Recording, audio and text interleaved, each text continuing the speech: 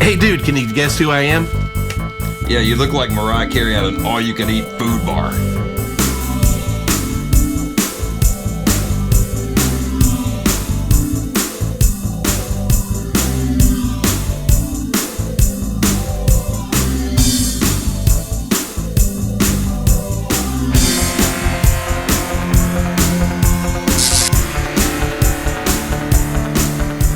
Hello and welcome to the darkened room of music conversation. I'm Darren. And I'm Chris. And on this episode of Rewind Retro Review, we are going to feature another album from 1983.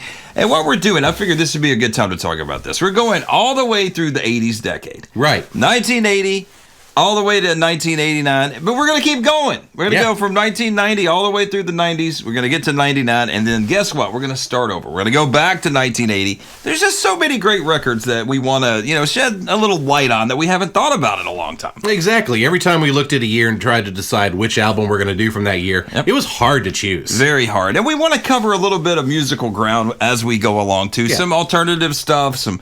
just regular classic rock stuff, pop stuff, anything goes. That's right. That's what this channel's all about. Anything goes. And tonight, guess what? We're going to delve into the world of hard rock and sometimes heavy metal. Yeah. And we're going to take a listen to and talk about Kiss's Lick It Up from 1983. That's right. Released September 23rd, 1983. It was certified gold on December 22nd of 83. It was the first Kiss album to achieve certification since 1980's Unmasked. There you go. And finally certified platinum in 1990. Wow. So yeah, it took a little while to get there, but it got there. Yeah. Do you trust those numbers? Do you ever think about those numbers? Not entirely, but that's the certification. Yeah, it's like when they certify something, and it's like 6 months later it went platinum, and then 20 years later it goes double platinum. It's like something's weird about this, but who knows? Who knows? Yeah. Who knows? Probably need to know somebody on the inside at the RIAA to really confirm that for sure. So, Paul Stanley stated in some interviews that he felt that the album sold well mainly due to the hype surrounding the band's unmasking. And I agree with that. Yeah. So, again, this is the first album where they took the makeup off. They appeared on MTV just before the album's release. Do you remember that? I don't remember seeing it live. See, I do. But I have seen footage of it, after the fact, yeah. Yeah. It was a big deal because nobody knew what they looked like. And they've done a pretty masterful job. Can never get away with it in this day and age, I don't believe. Yeah. But they've done a good job of hiding their identity for all those years. And then all of a sudden, here they are. In plain sight, you knew what they looked like. There you go. All right.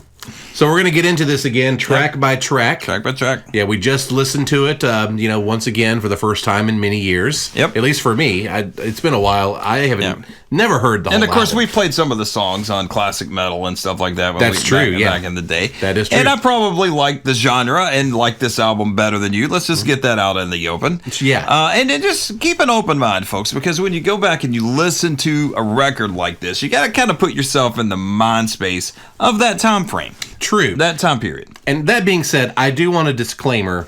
Some of my ratings, it may sound as if I'm not much of a lover of heavy metal. Mm-hmm. Now, on my scale, I rank it based on, what I like. That's kind of what this is about. Yeah. And so to give myself a little more credit, and at least to let you know that I'm not a hater of that genre, I love a lot of stuff. Yeah. A song that I would rank a 10 would be something like Tesla's Modern Day Cowboy. Yeah. There's a lot of great songs in that genre. Yeah. So, that's your frame of reference for me, Got it. Some of these, it may sound like I'm being a little hard on, but I am measuring it to those songs that I consider 10s. He said hard on. Yeah. That was cool. All right, well, why don't we jump right in? What do you say? I love it. Yeah, let's start with side 1, track 1, Exciter. All right, lots of energy right from the get-go. Mm-hmm. They're basically saying, hey, we're going to hit you over the head with a hammer. This is going to be an upbeat, uplifting, hardcore experience as far as Kiss goes. And very much in the vein, in my opinion, of the title track of Creatures of the Night. I think it kind of continues on where that one left off. Yeah. Creatures of the Night, one of my favorite Kiss albums, my favorite Kiss album of the 80s, probably.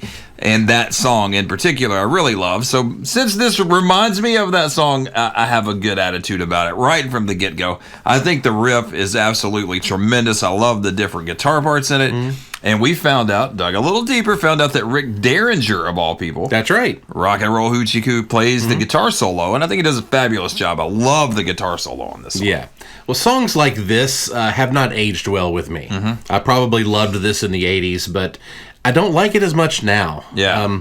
Yeah, I'm going to have to rate it. I don't have a lot to say about it other than that. I mean, I'm not going to criticize this album to the point where it's going to, people who love Kiss. I know there's a lot of people out there that love Kiss, and I'm not going to tear the band down at all. Yeah. But I give this a 4. Well, I rated it a little higher than you. I gave it a 7. Yeah. And for the reasons that I said, I may have taken off a couple of points, maybe just because it wasn't really original based on they had done a track just like that, in my opinion, on the previous album. Yeah.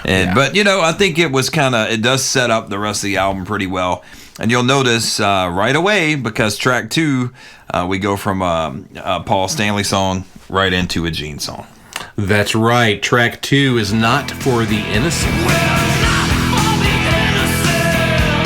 This song makes me smile. I liked it. I did enjoy this one a little more than the opener. Yeah. I don't know. There's just something about it that's just catchy and fun, and it is so Gene Simmons. Yeah. Everything about it. It is that for sure. Yeah, and I don't bash Gene at all. They've done plenty of things in their life that you can criticize, but when they do what they do in the context of Kiss, it completely works. Look how long they've been around. Yeah, we were talking about which singer that we liked the best earlier, and I said Paul, but there are certain songs that wouldn't work without Gene. Correct. I Love It Loud is one of those. Yeah. So, I really, it's kind of hard to pick between the two. Yeah, and it's funny when we were discussing that. My favorite voice in Kiss of all time is actually Peter Criss. I love his voice. I really wish he would have sang more. But that's cool.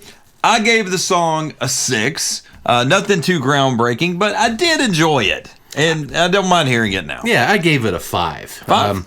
So like I said, I enjoyed it just a little bit more than Exciter, but still didn't hit me real hard. Gotcha. All right, so on to track number 3, probably the most recognizable song. Everybody knows this song. Yes, the title track, Lick It Up. All right, well, see, I love the song.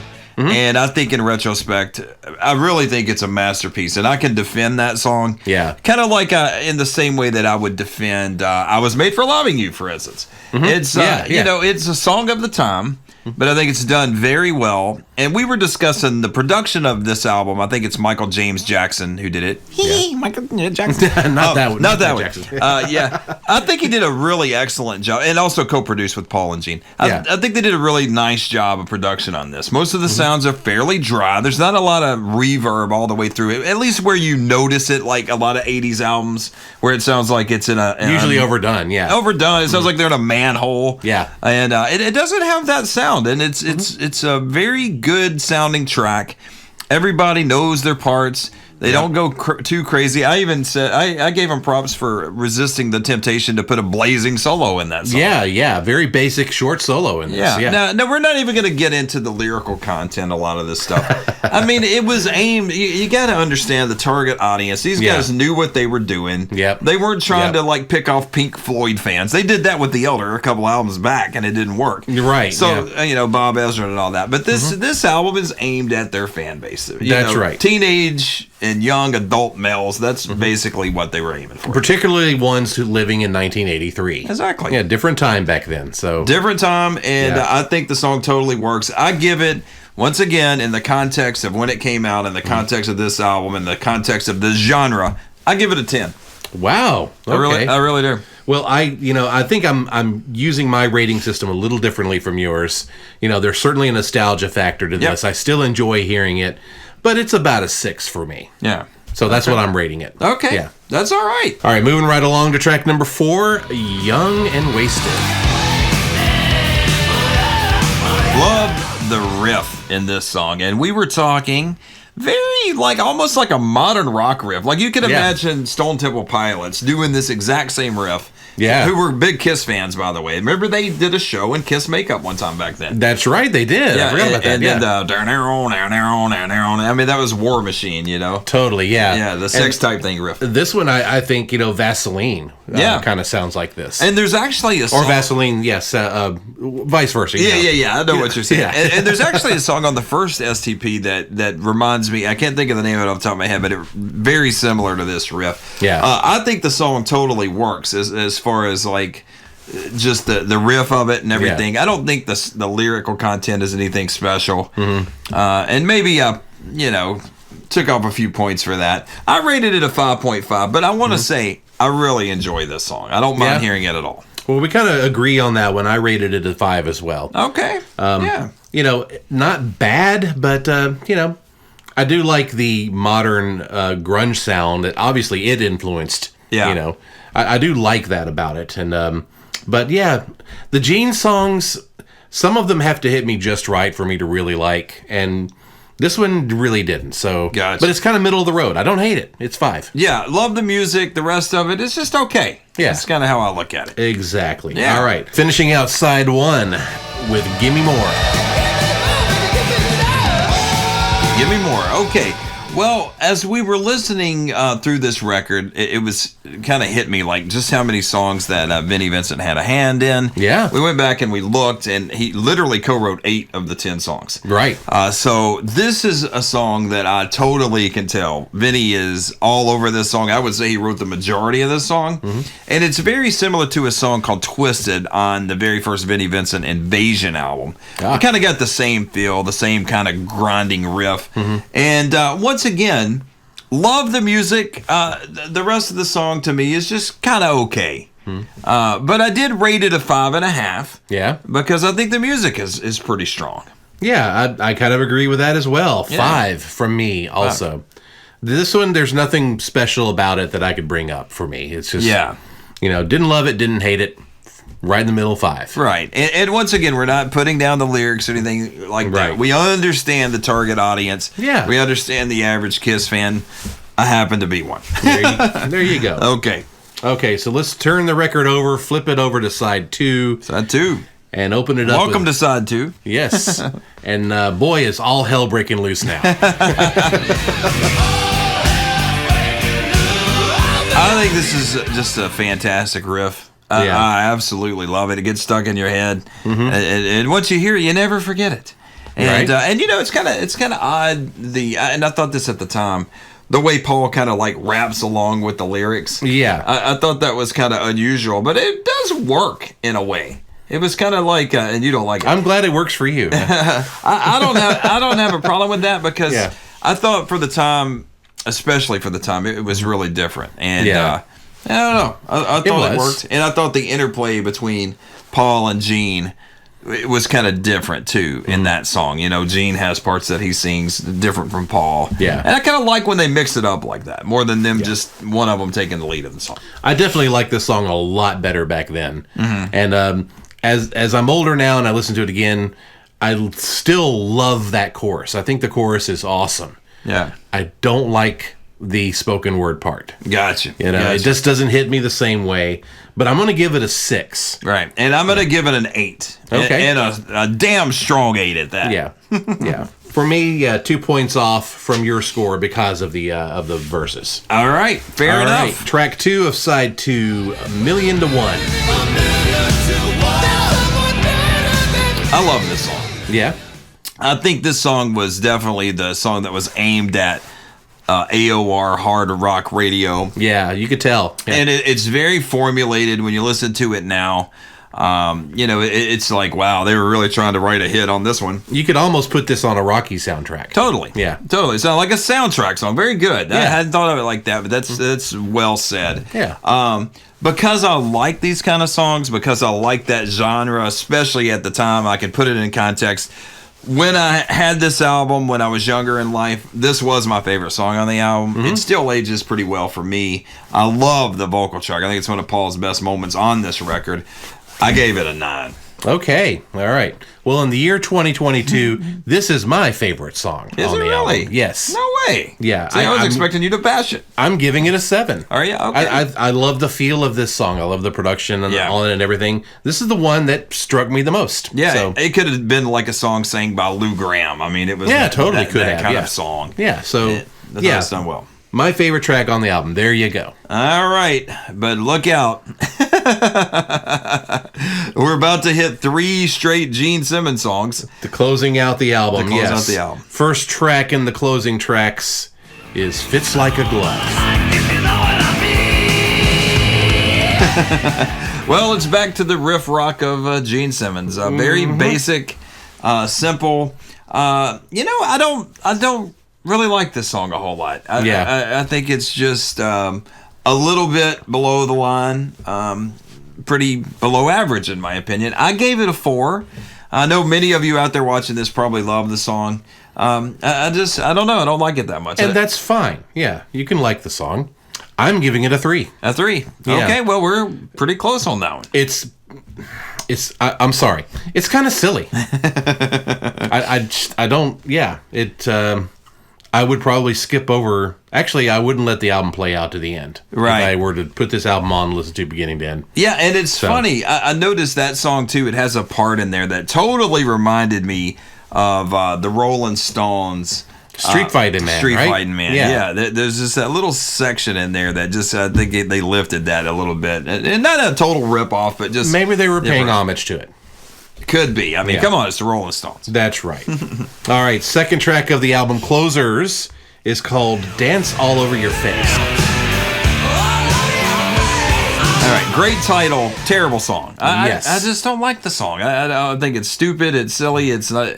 It just doesn't work for me. Yeah, the silliness and stupidity ramped up on this one, and Yeah. I'm giving it a 2 for that reason. And you know what? They knew it too. It was the flip side to Lick It Up, the first single, which There you is go. usually indicator of the weakest track on the album. Yeah. So they And- didn't like it as well as their others either. Right. And I'm sure they loved all of their songs, but this is probably like the it least, is Paul and Gene. I'm the sure they least did. favorite. Yeah. Yeah, I don't know. I didn't like it then, and I don't really like it now. Yeah. This was my first time to ever hear it when we did this Yeah. just now. And I know I've been in Kiss chat rooms and stuff. A lot of Kiss fans love this song. And once again, that's okay. You can let us know what you think. Sure. Yeah. For me, it could have been about a minute and a half shorter. Maybe I would have liked it a little more. There you go. So, all right. So now we're going to close out the album with And on the Eighth Day. And this reminds me, they did a song years later after this, of course. God Gave Rock and Roll to You. Right, which was a cover song. And a rewrite of this song is what it was. Yeah. Yeah. Well, God Gave Rock and Roll to You was actually first. Was it really? Yeah. So it's an old song. It goes back. It's different, but this particular song written by Russ Ballard, I believe. So believe it or not, did you know that? I did not know that. So and the Eighth Day. Okay, I like this song. I kind of like the Who intro kind of vibe it has. It kind of is different from the rest of the album, and I like that about it. And I think, it kind of washes the stench of the 2 previous songs off a little bit for me at the end of the record. I agree with that. This album, or this song for me, is pretty enjoyable. I like it. And as far as the Gene songs on this album, I rated it the highest of all the Gene songs. I gave it a 7. Wow, okay. Well, I'm with you on that. The intro to it leading up to the chorus, like I was kind of enjoying it. But when it hit the chorus and I heard those lyrics, my rating dropped again. I got you. Like this is dumb. I gave it a 4, better than the last 2 songs on the album. Yeah, because there was a little element of enjoyment for me, right, to some extent to this song. Right. So that's all I got to say. I hear you. You're living in 2022. What's wrong with you? That's all right. But We're in the future. Sorry. But hey, you know what? It was fun to relive that and check that out. It's been a long time since I heard it all the way through. Yeah. Once again, I like Kiss. If I had to rate the Kiss albums in the 80s, this would probably be my second favorite behind Creatures of the Night. Yeah. And so I really like it. All right, so after all of that, we added them up. We rated all the songs on a scale of 1 to 10. It was really easy because there's 10 tracks on the record. And I came out to an average score of 65. 65 out of 100, basically. 65 out of 100. Mine's 47 out of 100. Okay, now, once again, before you guys go, good, in school, below 70 was failing. Right. This is not about retention. This is not about, like, how many problems you can add up right or solve or whatever.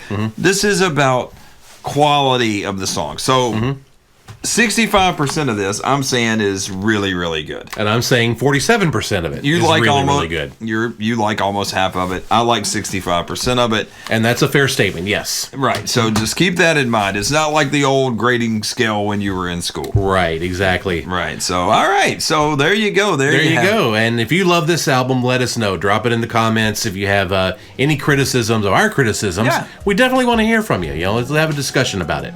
Hit the like button on the video. Subscribe, of course, if you haven't already. Why don't we play some trivia before we go? Let's go for it. Right.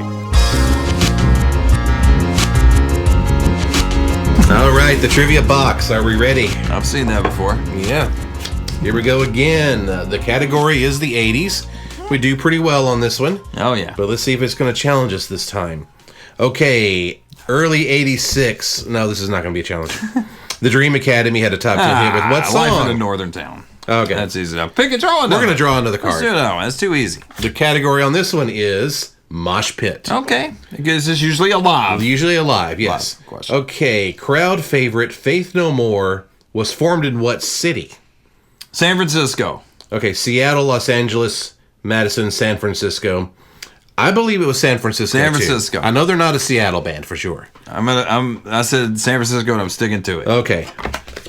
And the answer is San Francisco. Yeah, how about that? And there's a footnote. They moved to LA shortly thereafter where they released their first album. Okay. But originally from San Francisco. Well, we got it right then. How about we did indeed. Yeah. You got two of them right. Yeah. I was guessing, but other than I didn't know, I knew that they were definitely not from Seattle. It's funny. It just popped into my head. I was trying to recall. Did I ever hear him interviewed or whatever? Yeah. And I don't remember. Maybe I did along the way because it just jumped into my head that it was San Francisco. Yeah. I'll tell you this. The first time that I heard, what was the big hit? It's it. Epic. Epic. Yeah. I thought it was brilliant. It was. And I still love that song. Talk about a song that was foreshadowing what was to come about a decade later. Yeah. Yeah, one of the first rap metal songs I remember being as popular as it was. Exactly, and it produced so well. The singer, Mike Patton, was which he was the second singer in Faith No More. Amazing singer. I saw him live open for Billy Idol. Oh, that's right. Yeah, and they were great, man. Yeah, it was a really good show. Faith No More. I think someone commented in one of our videos at how they deserve more credit than they get. I totally agree. Totally agree. Yes, all Faith their No records More are and good. their influences far greater than you realize. For sure. Yeah, for sure. Okay, well, check them out. They're good. All right, guys, we'll be back again with another episode very soon. So take care. See ya.